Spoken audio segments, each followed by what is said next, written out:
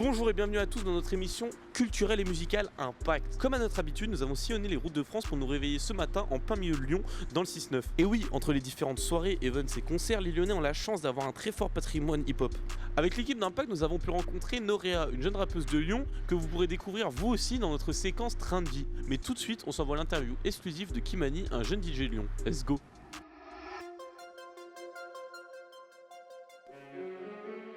DJ depuis bientôt 3 ans, Kimani fait vibrer les platines entre Lyon et Paris.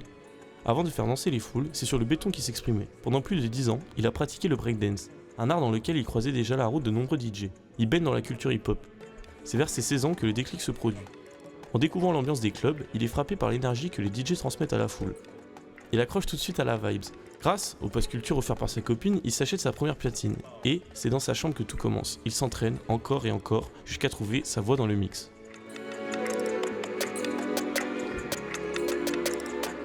Salut Kimani, comment ça va? Yo, ça va et toi? Ça va tranquille. Merci d'avoir répondu présent pour Impact aujourd'hui. En quelques mots pour les gens qui ne connaissent pas, est-ce que tu pourrais un peu te présenter? Je suis DJ, ça va faire 2 ans et demi, bientôt 3. Je mixe principalement sur Lyon, mais aussi Paname, partout où on m'invite en vrai. T'as des soirées plus centrées hip-hop, forcément je vais faire mon set autour du hip-hop. Mais même quand c'est centré comme ça, j'aime bien aller un peu partout, mettre de la dancehall par exemple sur un set hip-hop. Ça change, ça fait respirer, y a d'autres gens peut-être que ça fait kiffer, c'est sûr, tu vois. J'ai pas mal d'influences musicales, tu vois, que ce soit la dancehall, des sons afro, beaucoup de hip-hop.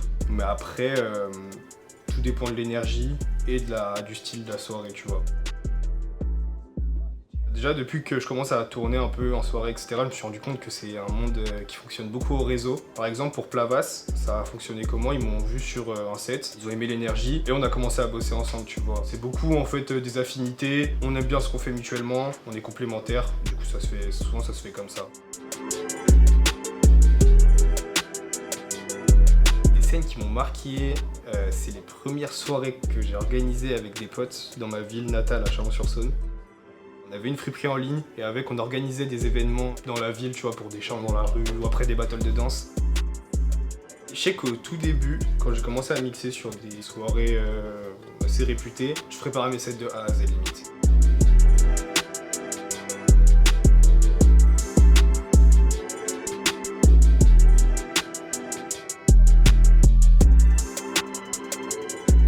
Il n'y a pas de répétition de sets. En revanche, ouais, t'as toujours des balances pour tester le niveau du son, être sûr que tout est bon. Et là, tu passes 2-3 sons histoire de voir que tout fonctionne. Quand je suis au platine, ce qui me fait trop kiffer, c'est vraiment créer une énergie, faire vivre une expérience aux gens en fait. C'est ça qui me fait vraiment kiffer. Bah du coup, suivez-moi sur Insta, TikTok, c'est kimani.zz. Et puis vous serez au courant de tout ce qui arrive dans les prochaines semaines, dans les prochains mois. Merci Kimani d'avoir été avec nous pour Impact. Merci à vous, hein, c'était grave cool, j'ai kiffé l'expérience.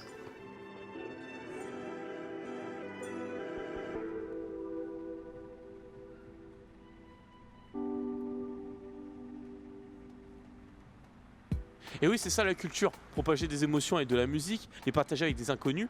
Et on remercie très fortement Kimani d'avoir été avec nous aujourd'hui pour Impact. Pour notre deuxième séquence, la séquence Train de vie, nous sommes partis à la rencontre de Norea, une jeune rappeuse émergente de Lyon. Nous avons pu découvrir son parcours musical, sa manière de créer, et on s'envoie ça tout de suite.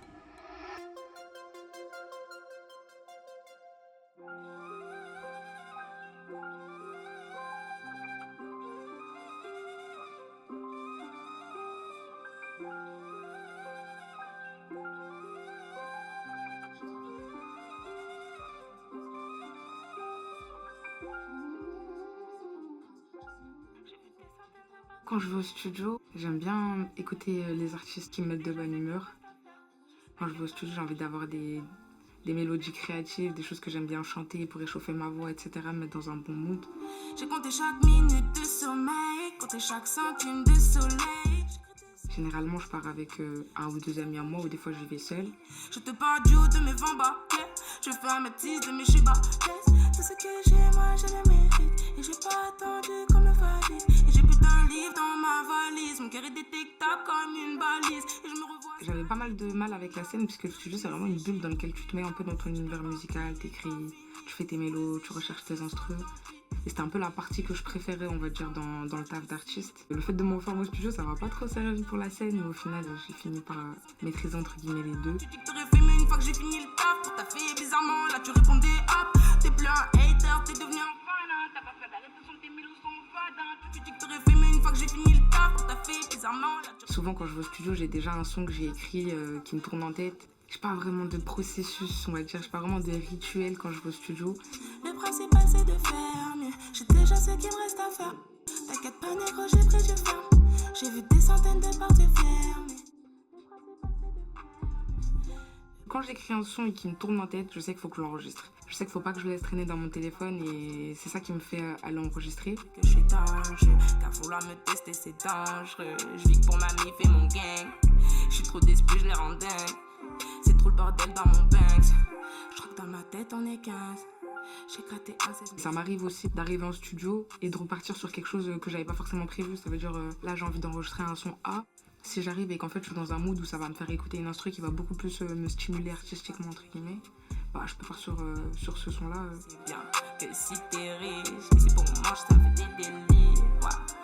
S'il y avait plus de clients, ce serait mes délires.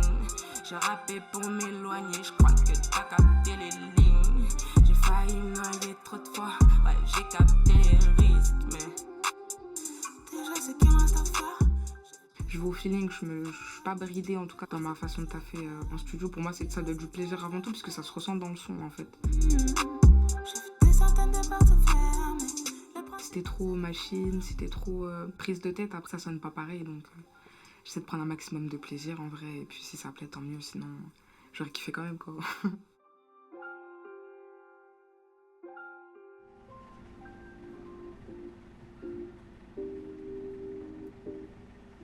Merci Noréa d'avoir été avec nous, nous avons passé un très bon moment en sa compagnie et ce qu'elle fait est inspirant. Cela, il faut savoir le souligner, car dans un monde comme le hip-hop, les femmes sont très peu représentées. Et sur ce sujet assez controversé, nous avons demandé son avis, voici ce qu'elle nous a dit. Au tout départ, il n'y avait pas forcément de frein puisque je voulais pas me professionnaliser. Mais c'est vrai que dès que j'ai voulu un petit peu médiatiser ce que je faisais via Insta, etc., il y a eu pas mal de critiques par rapport au fait que j'étais une femme, que le rap c'était pas forcément fait pour les femmes. Et j'ai la chance d'être quand même bien entourée aujourd'hui. Je trouve qu'il y a quand même pas mal d'artistes masculins qui donnent plus la parole aux femmes, que ce soit par des feats ou en leur faisant faire leur première partie par exemple. Moi en tout cas ça a été mon cas dans ma ville à Lyon, je sais pas forcément comment ça se passe à Paris où c'est peut-être un peu plus compétitif. Aujourd'hui c'est vrai que j'ai la chance de faire partie d'une génération où on a quand même pas mal de représentation féminine, que ce soit aux États-Unis ou en France, donc moi ça m'a pas forcément démotivée entre guillemets. Mais c'est vrai que c'est dommage de voir que y a des artistes qui font du son patate, comme je le dirai jamais assez, mais Davinor, le Lace. Et c'est vrai qu'elles sont pas autant médiatisées que les hommes de la même discipline. Pourtant, elles font du son qualitatif, donc c'est vrai que ça fait un peu peur pour l'avenir. Après, c'est aussi aux auditeurs, je pense aussi au public de accepter en fait que les femmes puissent rapper, de pas avoir de version un peu binaire de la musique en fait. Peu importe ta couleur, peu importe ton sexe, si tu fais du bon son, moi je vais écouter. Et je pense que les gens doivent plus penser comme ça. Mais je pense qu'on est sur la bonne voie quand même. Notre génération, je pense que ça va bien se passer. Moi c'était Noréa en tout cas. Merci pour l'invitation.